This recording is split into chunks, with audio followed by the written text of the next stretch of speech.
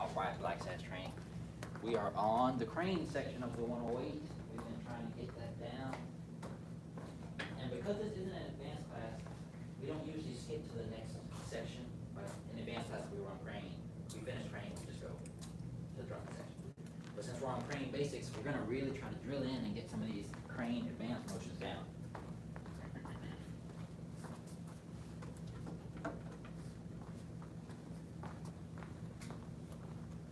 Now, when you come to do your advanced motions, it really does take a lot of practice to get good at them and even remember them, right?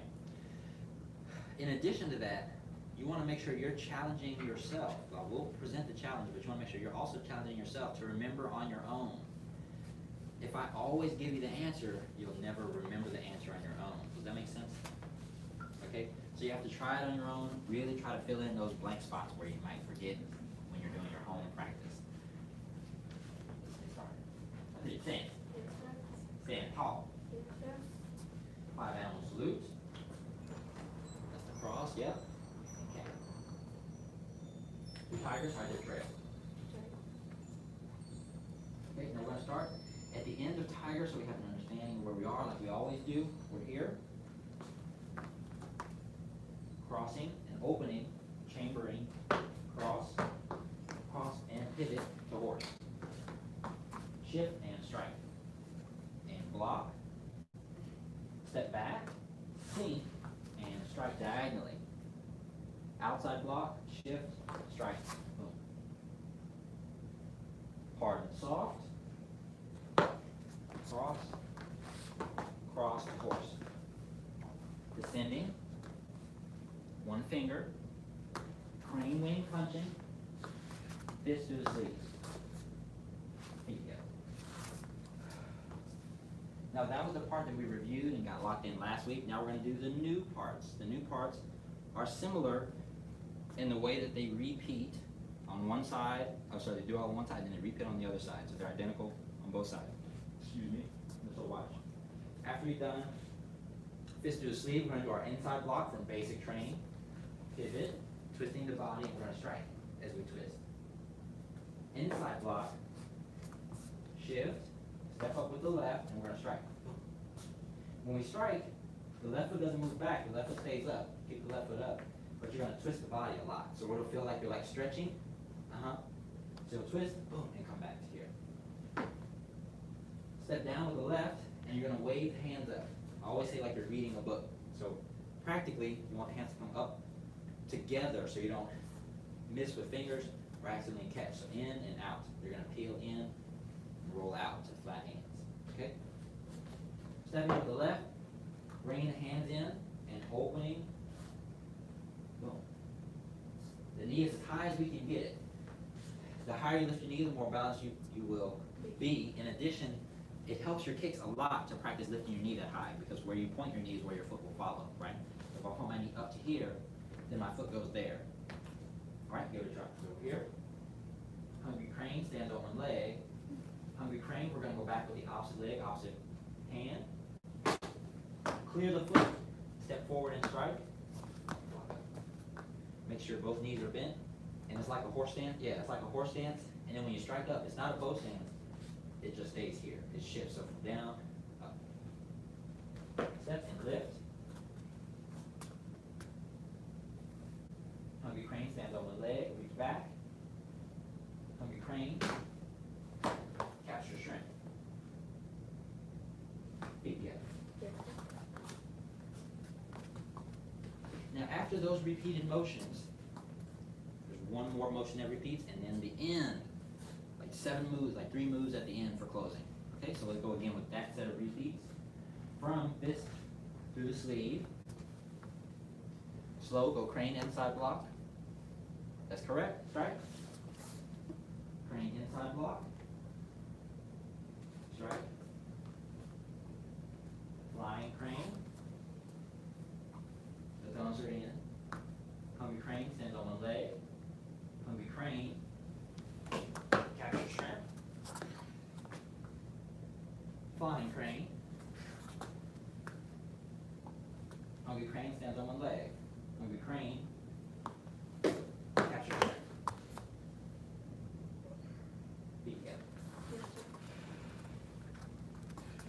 now that we've reviewed it a couple times, I want you to take an opportunity to use your short-term memory and see how many you can remember. If you can't remember any, keep trying the ones that you can. If you really have a struggle, you can copy the person next to you if you have someone at home to practice. Does that make sense? Okay, give it a try. You can scoot this way if you need to. Write it 3 times total, what you know. Can we start from the beginning? No, you can start from here.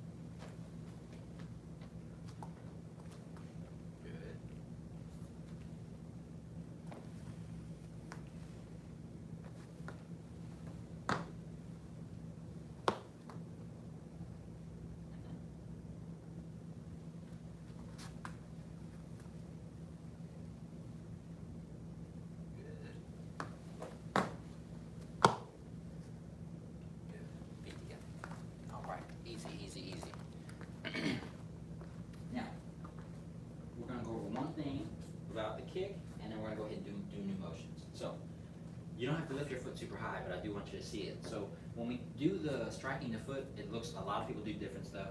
If you see different students do it, or if you see different instructors do it, sometimes it'll look like this. Sometimes it'll look like this, like they really come toward the foot, and all that stuff.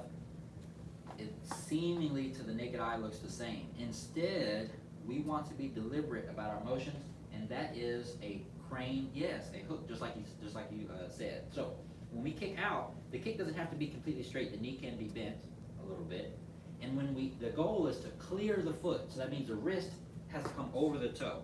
Okay, so from here it has to come here, hooking and then pulling. We're simulating removing a grip from our ankle or our foot. Right? Someone has grabbed our foot like this, and we are hooking that arm and removing it. Right? So hooking the arm and pulling out as we stomp down to strike the groin. That's what we're trying. Sit. Yes, sir. Stand tall. Yes, sir. From fist to the sleeve. Inside block, shift, pivot and strike. Inside block, strike. Flying crane. Hungry crane stands on one leg. Now I'm doing it from the side, but I want y'all to stay facing this way. So reach back, hungry crane, capture shrimp. Good, flying crane.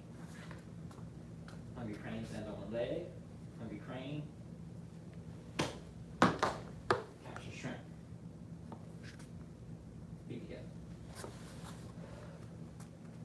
Now let's pretend we did this direction here. And we're gonna do the next couple motions. So we're here. We're going to do our wave up, or kind of like Beauty looks in the mirror. but we're gonna make, keep together.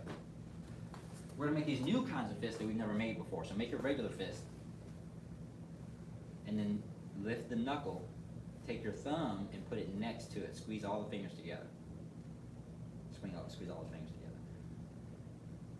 Now this strike, in some of the older days, you train the strike, right? So you'd hit something really hard, or you hit like punch sand or coal, something to roughen the hands, and make it okay for you to strike like this on a regular basis. Does that make sense? Yes, sir. In real life, unless you practice this a lot, you don't want to hit anybody with this, especially if you might miss and hit something hard. You hit a forehead with this, it's probably not going to feel that great. Most people's hands aren't that strong. So, we are sure to strike soft areas with such a strike, right? With the knuckle out, right? Sure to strike soft areas, right? Soft areas. I'll just leave it there, okay? I'm gonna get too graphic. So, we're blocking with our left hand, and we're striking with the right.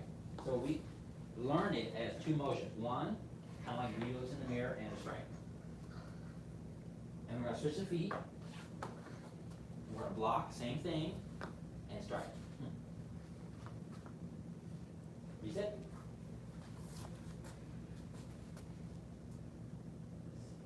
This is here. When the crane captures shrimp. Crane's head punching. Switch the feet. Crane's head punching. Feet together. Yes, sir. Now that's how we learn it, so that we can see the motions.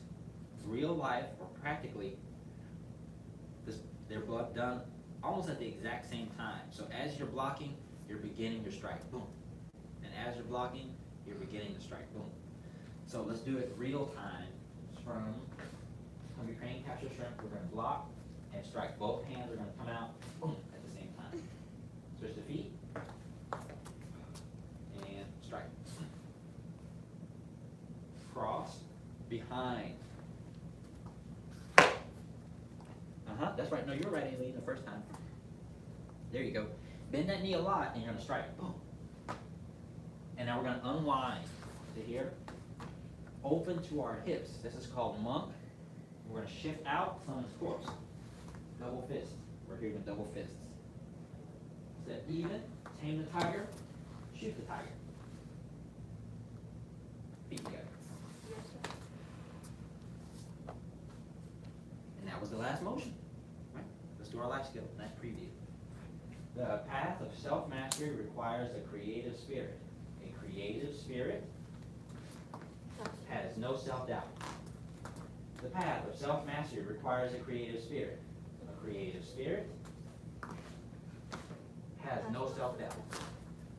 The path of self-mastery requires a creative spirit. A creative spirit has no self-doubt. Begin.